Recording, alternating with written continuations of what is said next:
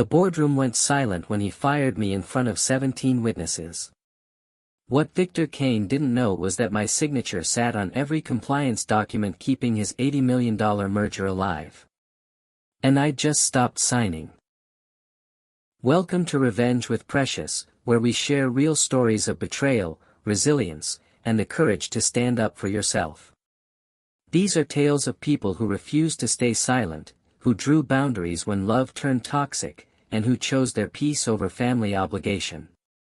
If you've ever felt invisible in your own family, these stories are for you.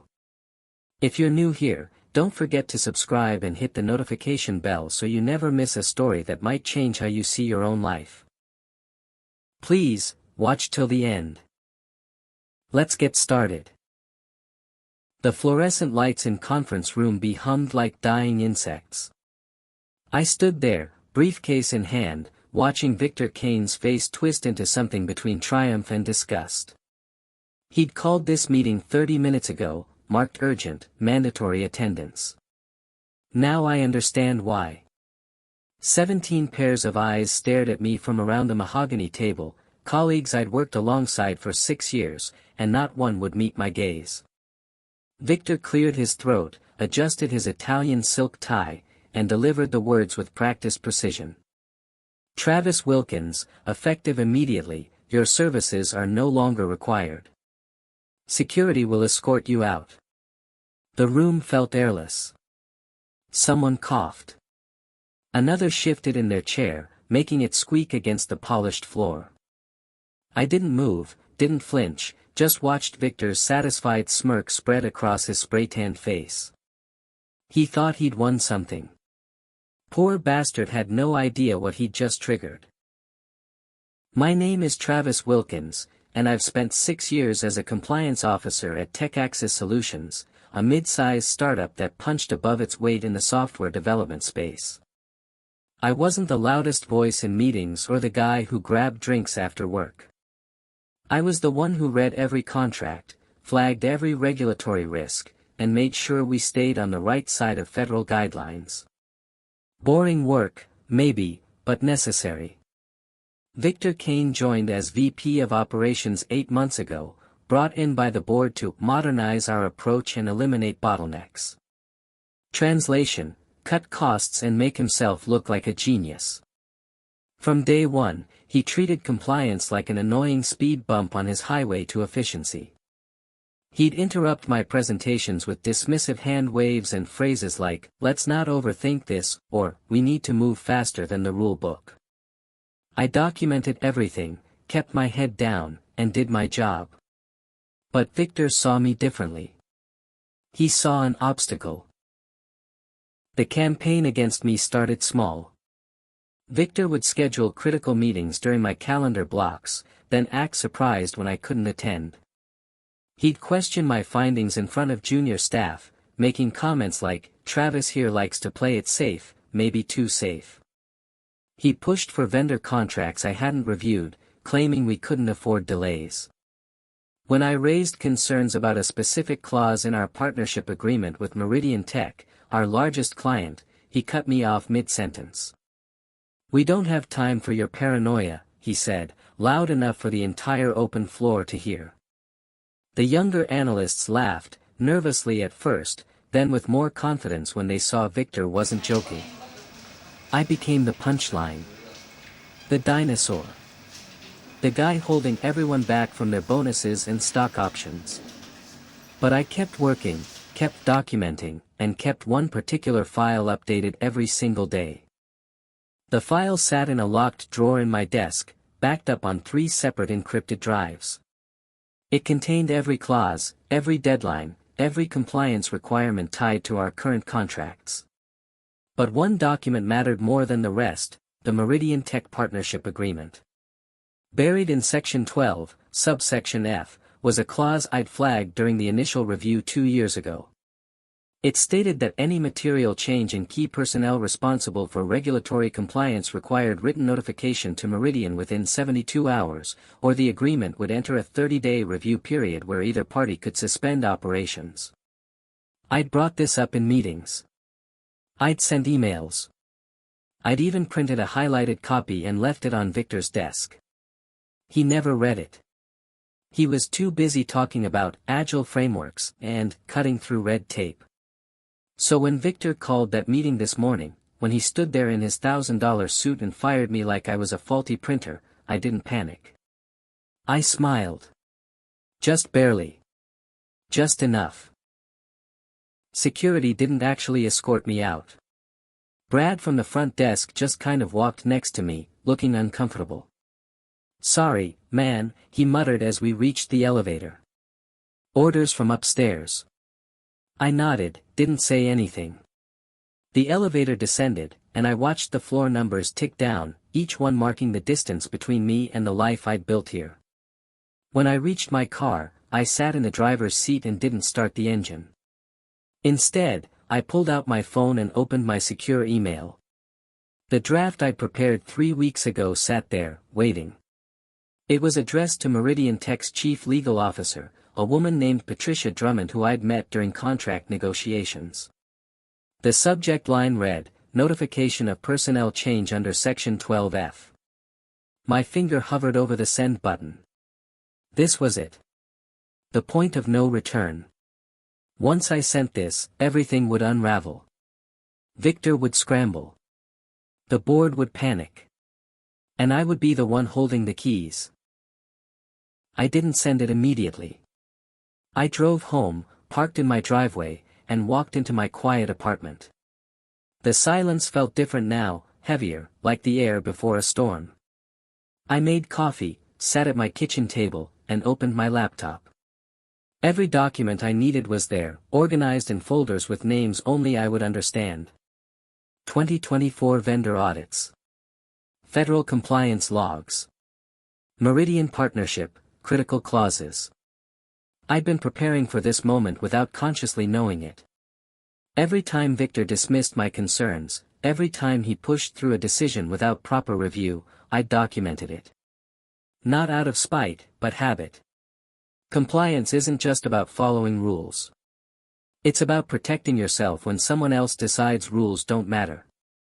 At 3 in the afternoon, exactly 71 hours before the notification window closed, I opened the email draft again.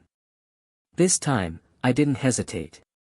I attached the required documentation, triple-checked the recipient address, and clicked send. The whoosh sound felt like a gunshot in my quiet apartment. The first response came faster than I expected.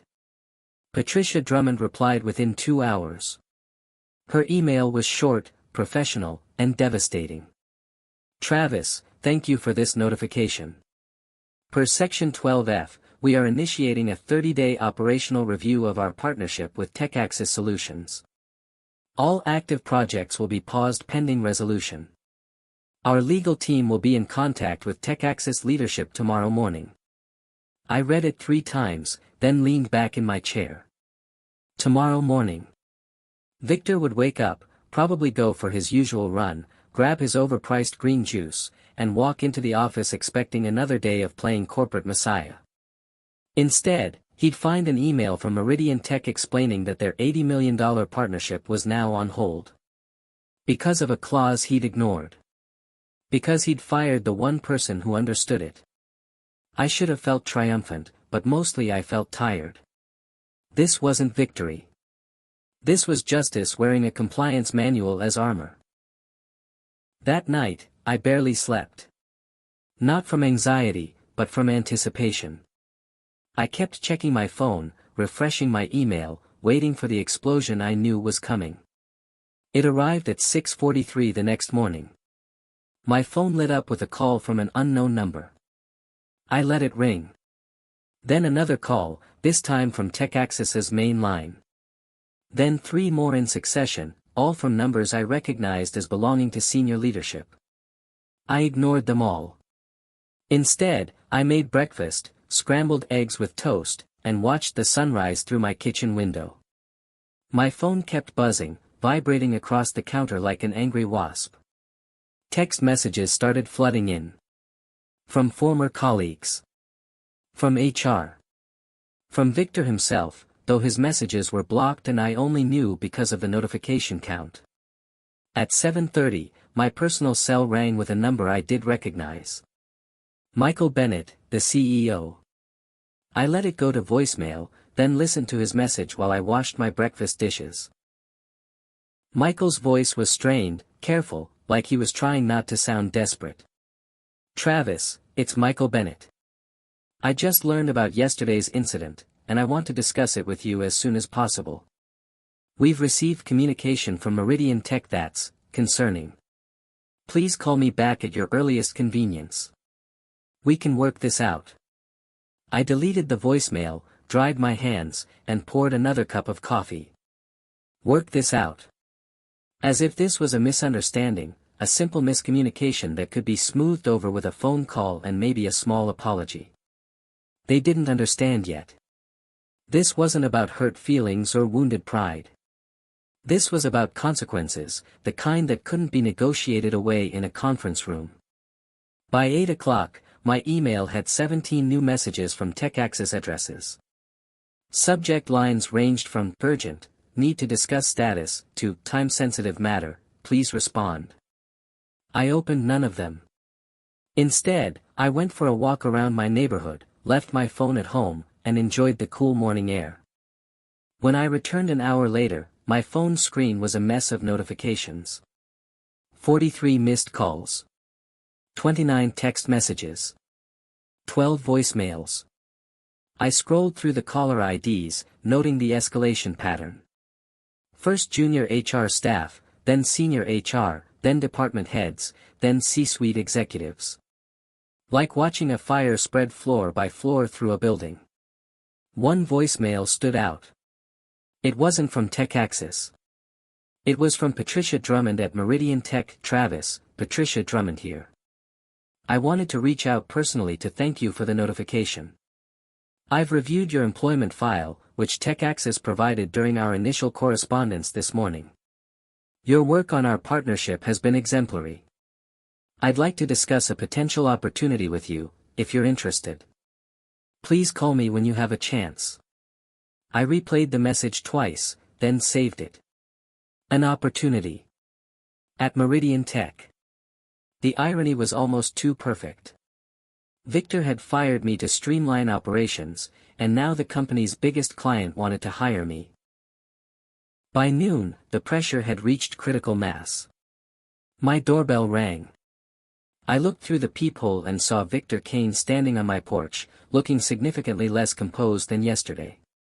His tie was loosened, his hair slightly disheveled, and he held his phone in one hand like a lifeline. I didn't open the door. "Travis," he called through the wood. "I know you're in there. Your car's in the driveway. We need to talk. This situation with Meridian, it's a misunderstanding. You can fix this." I watched him through the peephole, noting the sweat on his forehead despite the mild temperature. He rang the bell again, more insistent this time.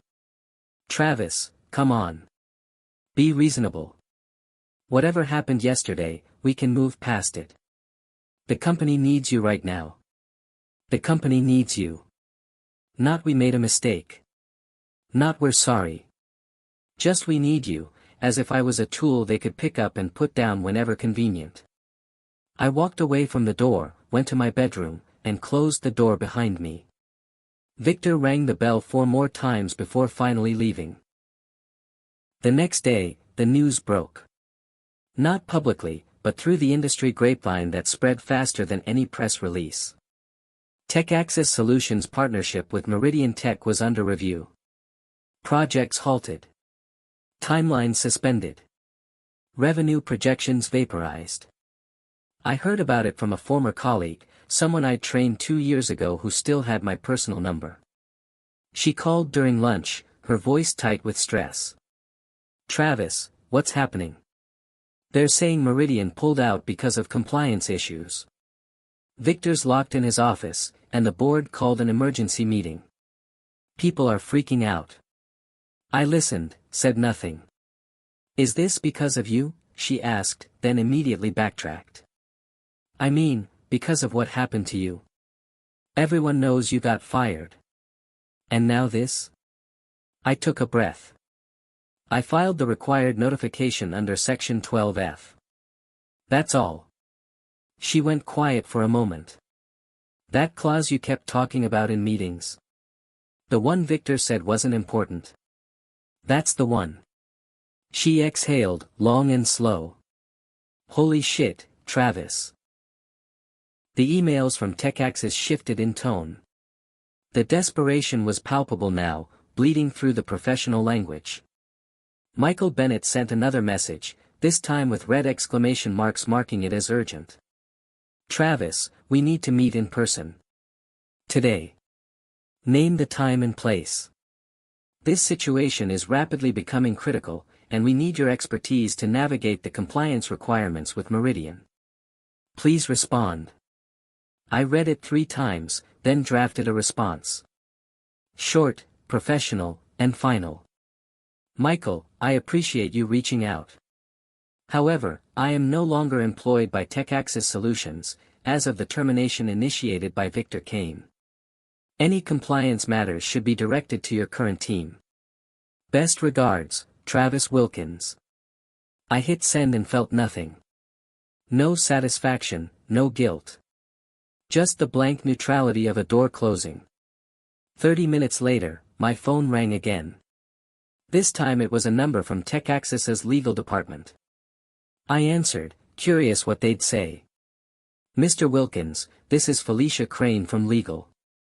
We'd like to discuss the terms of your departure and potential reinstatement. I'm listening, I said, keeping my voice flat. Felicia hesitated, clearly choosing her words carefully. We believe there may have been some procedural irregularities in how your termination was handled. We'd like to offer you immediate reinstatement with full back pay and a formal apology. Procedural irregularities. A nice way of saying Victor screwed up and now everyone was paying for it. What's the offer? I asked. Full reinstatement to your previous position. Same salary, same benefits. We can have the paperwork ready by end of day. I almost laughed. Same position. Same salary. Like nothing had happened. That's not going to work for me, Felicia. Silence on the other end. Then, carefully, what would work for you? This was the moment. The leverage point. I'd spent 6 years building expertise that TechAxis needed, and they'd thrown me away like expired coffee. Now they wanted me back, but on their terms. Not this time.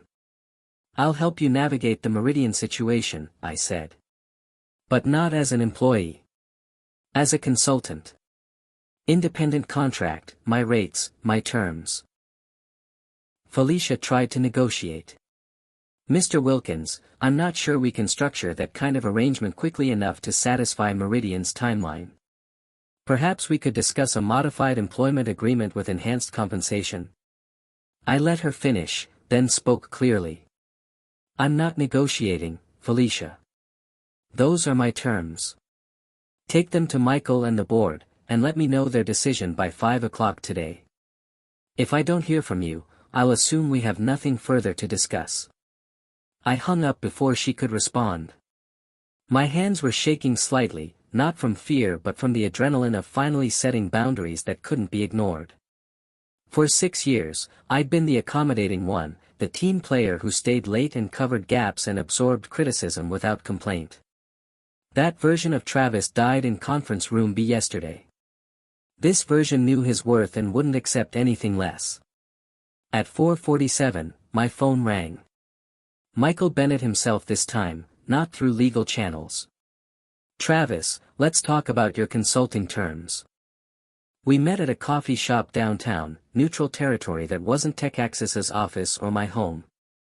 Michael arrived 5 minutes early, looking exhausted. The confident CEO who usually commanded rooms with effortless authority now sat across from me with dark circles under his eyes and a coffee he barely touched. Travis, I owe you an apology, he started. I shook my head.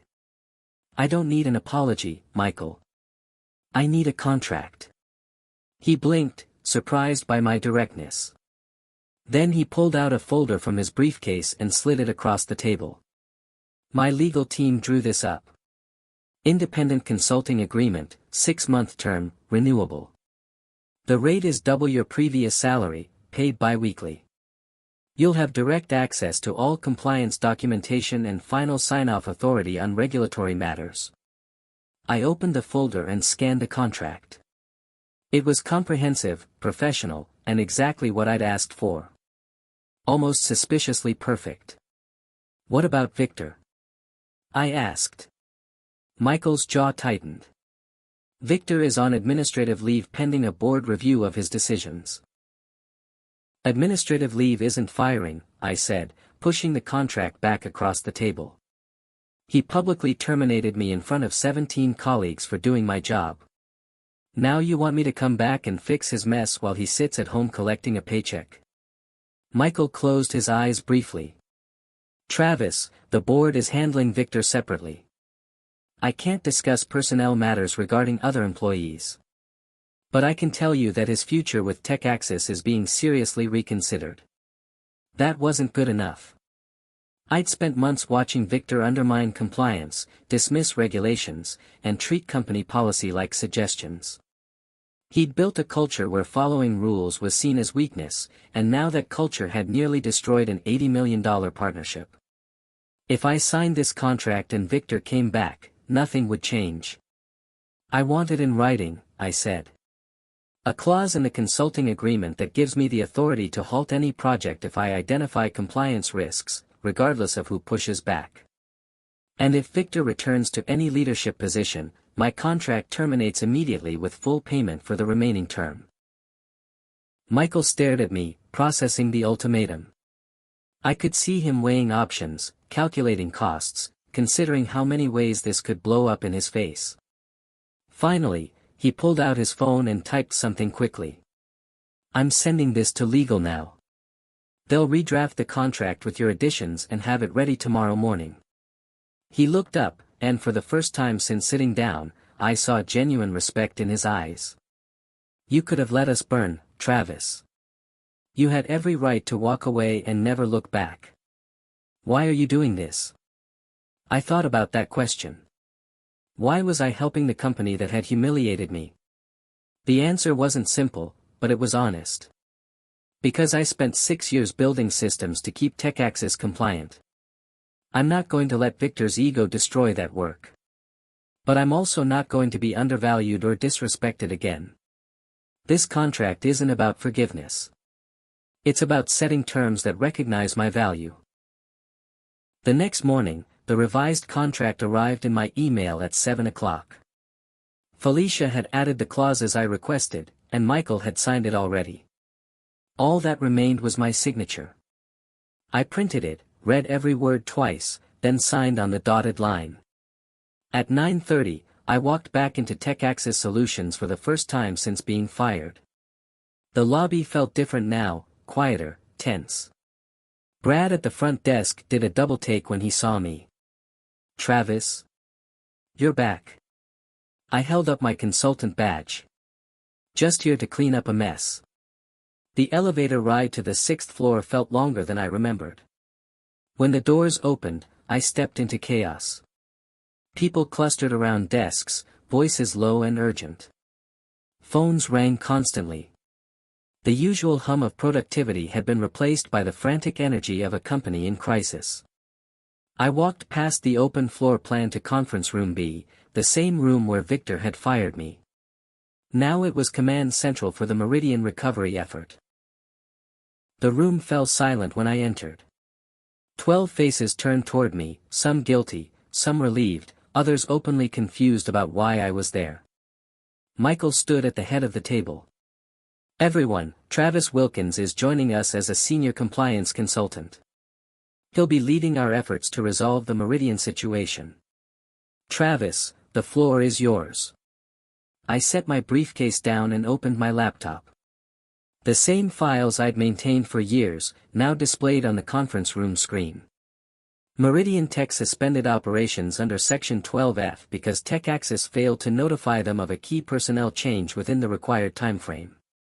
To reinstate the partnership, we need to provide 3 things: First, evidence of continued compliance capabilities, second, a detailed transition plan for my replacement certification, and third, written confirmation from Meridian's legal team that all requirements are satisfied. Someone raised a hand. It was the same analyst who'd laughed when Victor mocked me last month. How long will that take? I looked at him directly.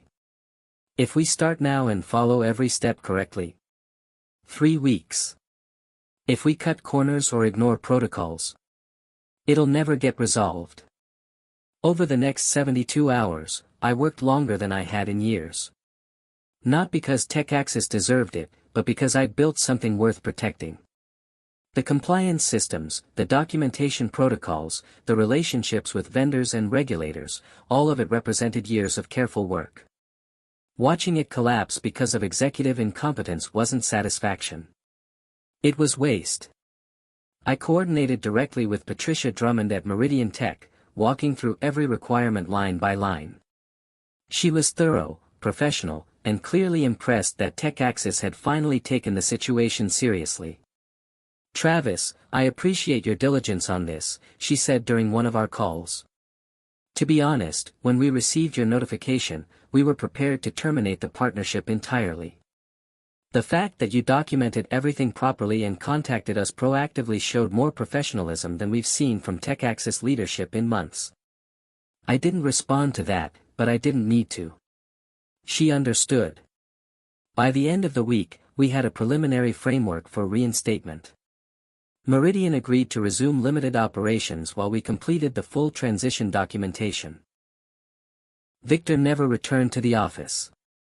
The board made their decision quietly, announced through a terse internal memo that thanked him for his service and wished him well in future endeavors. His desk was cleared by security, his access credentials revoked, and within 48 hours, it was like he'd never existed. Some of the junior analysts who'd laughed along with his mockery now avoided eye contact when they passed me in the halls. Others apologized directly, awkward and fumbling with their words. I accepted the apologies without comment. They'd learned the same lesson I had: efficiency without compliance isn't innovation. It's negligence with better marketing. Michael offered me a full-time position 3 different times during those weeks. Each time, I declined. The consulting contract gave me leverage I'd never had as an employee, and after everything that happened, I wasn't interested in going back to being someone's subordinate. On my final day of the initial contract term, Patricia Drummond called again. This time, not about Meridian's partnership with TechAccess. About a position at Meridian itself. "Travis, our compliance division is expanding, and we need someone with your expertise and integrity to lead regulatory strategy. The role reports directly to me, includes a significant equity package, and would give you oversight of all our vendor partnerships across 3 continents." I sat in my apartment, looking out the window at the city lights, and processed what she was offering. This wasn't just a job. It was validation from the one company that had actually understood my value from the beginning. "I'm interested," I said. "But I need to finish my commitment to TechAccess first. The contract runs another 2 months." Patricia laughed softly. "Of course you do. That's exactly why we want you. Take your time, finish your current engagement properly, and when you're ready, we'll be here." We talked details for another 20 minutes, then ended the call. I looked at my laptop, still open to the TechAccess compliance dashboard I'd rebuilt from scratch. Every metric green, every deadline tracked, every requirement documented. This was what competent work looked like. Not flashy, not loud, just solid and reliable. 2 months later, I walked into TechAccess Solutions for the last time as a consultant. Meridian Tech had fully reinstated the partnership. Revenue was flowing again. The compliance systems were running smoothly under the management of 2 new hires I'd personally trained. Michael met me in the lobby, not in a conference room this time. "Travis, I want to thank you for everything you've done. You saved this company, and we all know it." I nodded. "The systems will hold if people respect them. Make sure the next person in this role has the authority to do their job without interference." He promised he would. Whether he'd actually follow through, I didn't know and didn't particularly care anymore. My work here was finished. I walked out of the building, got in my car, and drove across town to Meridian Tech's offices. Patricia was waiting in the lobby with a security badge and a smile. "Welcome to the team, Travis." I took the badge. "Thanks for believing the documentation." 6 months into my role at Meridian Tech, I received a LinkedIn message from Victor Kane. I almost deleted it without reading, but curiosity won out. The message was brief, surprisingly lacking in his usual confidence. "Travis, I owe you an apology for how things ended at TechAxis. I made a mistake, and I've spent the last months reflecting on my approach to leadership. If you're ever willing to talk, I'd appreciate the chance to clear the air. Sincerely, Victor." I stared at the message for a long time, then closed LinkedIn without responding. Some things didn't need closure or forgiveness. They just needed to be left behind. That night, I sat at my desk reviewing compliance protocols for a new vendor partnership worth twice what TechAxis and Meridian had been working on. The work was familiar, methodical, necessary. And this time, when I flagged a potential issue in Section 9 of the contract, the executive team listened. They didn't question. They didn't dismiss. They trusted. Because I'd earned something more valuable than an apology. I'd earned respect. And respect, unlike corporate loyalty, couldn't be fired. Thank you for watching this story. If moments like these resonate with you, if you've ever had to choose yourself over people who couldn't see you, then you're not alone. We share stories like this every single day, real accounts of people who found their voice, set their boundaries, and walked into the life they deserved. Subscribe so you never miss the next upload, and share your own story in the comments below. Your words might be exactly what someone else needs to hear today. I love you all.